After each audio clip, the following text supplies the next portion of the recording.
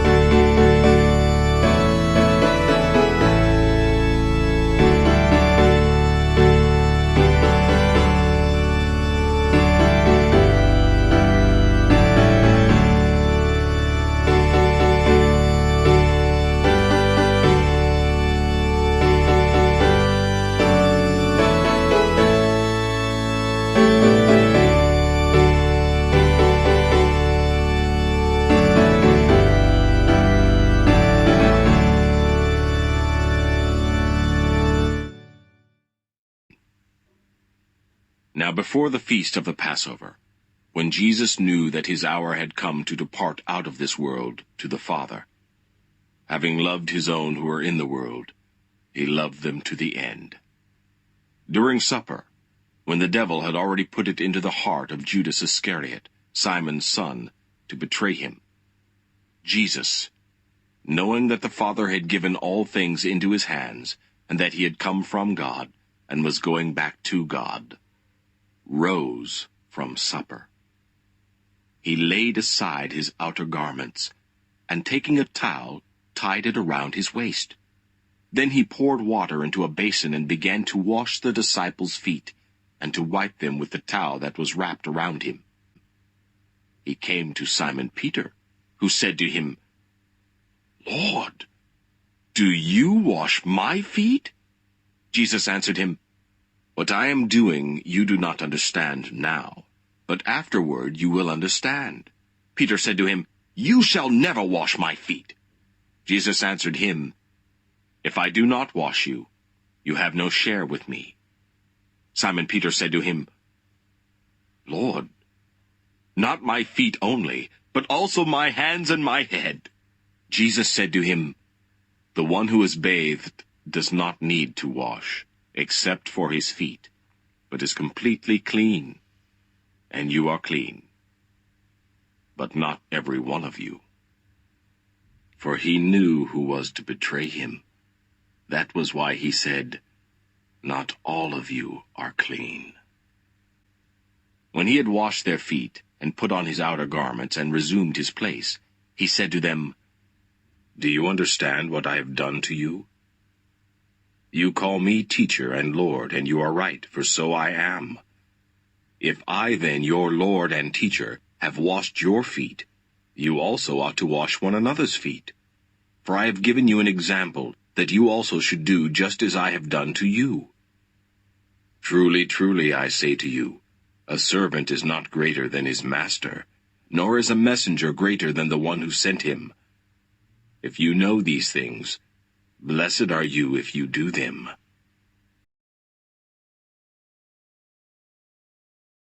Some years ago, I read a book called Good to Great by Jim Collins. The book looked at 11 elite companies and asked the question, what made them go from good to great? Plus, how could they sustain that for at least 15 years? Apparently, there are 6 things that makes a company good to great. One of the first things they talk about is that good to great leaders embody a paradoxical mix of personal humility and professional will. One example of such a leadership is David Packard, who helped build up Hewlett-Packard, better known to us as the HP company. Here are some details of him. He is a self-made billionaire. He lived in the same small house built in 1957 with a tiny kitchen, dated linoleum, and simply furnished. He bequeathed $5.6 billion to a charitable foundation. His family created a eulogy pamphlet with a photo of him sitting on a tractor in farming clothes. The caption simply said, "David Packard, 1912 to 1996, rancher, etc." People are attracted to those who are humble, not only in church or religious circles, but also in the business world. For us, the best example of humility is our Lord Jesus Christ. On the night of the washing of the disciples' feet, he said, "For I have given you an example, that you should also do just as I have done to you."